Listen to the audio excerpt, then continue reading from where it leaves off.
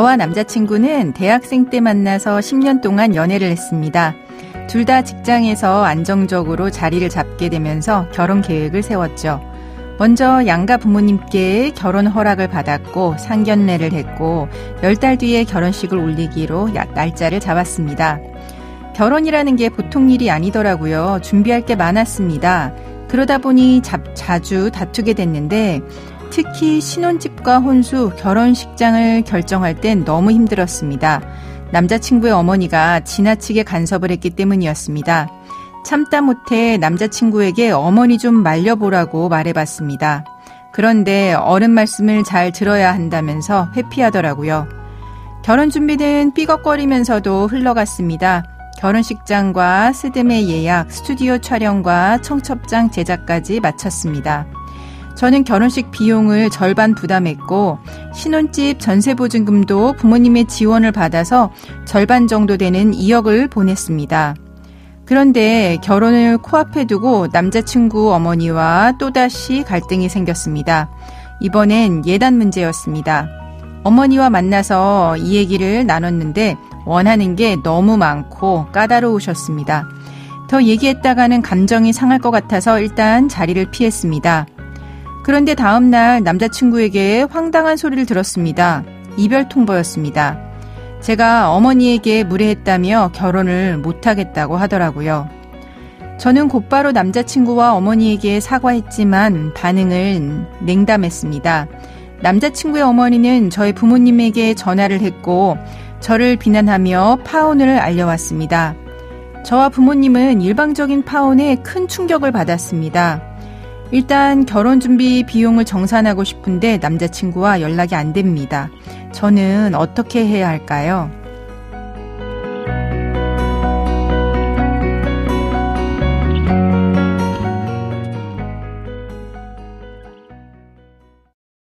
조인섭 변호사의 상담소 결혼 준비 막바지에 파혼을 하게 된 사연이었는데요.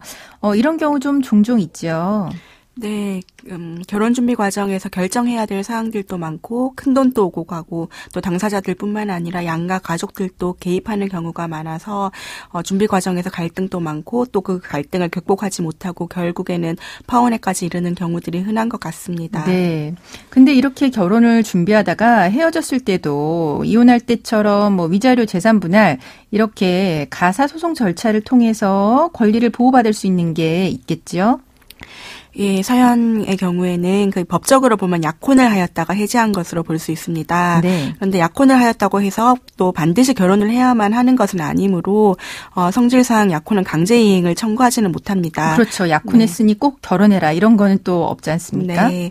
그래서 서로 합의하에 해제를 하거나 아니면은 법에서 정한 약혼 해제의 사유가 있는 경우에 해제를 할 수 있습니다. 네. 네, 우리 민법에서는 정당한 약혼 해제의 사유를 두고 있는데요. 네. 당사자 한쪽이 약혼 후 자격정지 이상의 형을 선고받은 경우나 아니면 성년 후견 개시나 한정 후견 개시 심판을 받은 경우, 성병, 불치의 정신병, 그 밖에 어떤 불치의 질병이 있는 경우, 약혼 후에 다른 사람과 약혼이나 혼인을 한 경우, 약혼 후 다른 사람과 간음한 경우, 1년 이상 생사가 불명한 경우 등을 들고 있습니다. 네, 그렇군요. 예, 그런데 사연의 경우에는 이런 민법상의 약혼 해제 사유에는 해당되지 않는 것으로 보입니다. 그렇습니다. 예, 내 상대방이 일방적으로 파혼 통보, 즉 약혼 해제 의사 표시를 한 것인데요. 약혼을 해제한 때에는 당사자의 일방은 과실 있는 상대방에 대해서 어떤 정신상, 재산상의 손해배상을 청구할 수 있습니다. 그런데 이와 같은 약혼 해제에 대한 손해배상 청구 역시 가사소송법상 가사소송 사건으로 규정되어 있고 가정법원의 전속관할로 다루게 됩니다. 네, 그렇군요. 그러면은 이렇게 손해배상 청구 소송을 제기할 때 특별한 요건이 있을까요? 약혼이나 약혼 해제에 대해서 특별히 요구되는 요건 있으면 알려주세요. 예, 약혼은 혼인할 것을 목적으로 하는 일종의 혼인의 예약인데요. 일반적으로 약혼은 약혼식을 치른다거나 아니면 서명 계약을 남겨야 하는 등의 특별한 형식을 갖출 필요는 없습니다. 장차 혼인을 체결하려는 당사자 사이에 합의가 있음을 성립한다고 보고 있고, 네, 다만 네. 합의가 있었음을 입증을 할 수 있어야 되겠죠. 네. 예. 그래서 만약에 손해배상 소송을 제기할 경우에는 당사자 사이에 혼인을 하겠다는 합의가 있었음을, 그래서 약혼이 성립하였음을 이렇게 인정받을 수 있어야 되는데 사연자의 경우처럼 양가의 결혼 허락을 받고 상견례를 한 경우에는 약혼이 성립되었다고 인정받는 것에는 큰 무리가 없을 것으로 보입니다. 네, 그러니까 약혼이라고 하는 거는 당사자 사이 합의만 있으면 되는 거고 이제 상견례를 했다라고 하면 당연히 이제 약혼이 입증이 되는 거겠네요. 그럼 이런 약혼의 해제 같은 경우 꼭 서면으로 해야 될까요? 난 너랑 결혼하지 않겠다. 이런 의사표시요. 네, 약혼 해제의 경우에도 어떤 서면으로 하거나 어떤 특별한 요식 행위가 필요한 것은 아니고요. 이것 약혼 해제 역시 당사자의 의사표시에 따라서 해제를 할 수 있습니다. 네. 예, 사연자님의 경우에 또 상대방이 원고에게 결혼을 할 수 없다고 이별 통보를 했는데요. 이 역시 약혼이 해제되었다고 볼 수 있습니다. 네. 그러면 이제 결혼을 앞두고 있었던 사연자분과 상대방 말고 지금 사실 원인은 상대방 부모님 아니겠습니까? 상대방 부모님도 이 약혼 해제에 따른 손해배상 소송 당사자가 될 수 있을까요? 네, 물론 네, 사연자님은 약혼 당사자로서 어떤 약혼 해제에 따른 정신적, 경제적 손해배상을 청구할 수 있습니다. 그런데 약혼 당사자도 아닌 어떤 부모가 약혼 해제에 대한 손해배상을 청구하거나 아니면 청구당하거나 이런 거에 대한 어떤 그게 가능한 건지 의견의 대립은 있을 수는 있겠지만은 결론적으로는 약혼을 파기당한 당사자뿐만 아니라 그 부모 또한 같은 절차에 따라서 손해배상을 청구하거나 청구당하거나 그 피고가 된다거나 할 수가 있습니다. 네, 그러니까 지금 상대방이 부모한테도 약혼 해제에 대한 책임을 물을 수 있다라는 거죠? 네, 그렇습니다. 네. 그러면은 이제 사연의 내용을 봤을 때 이 손해배상 청구 어떻게 될 것 같나요?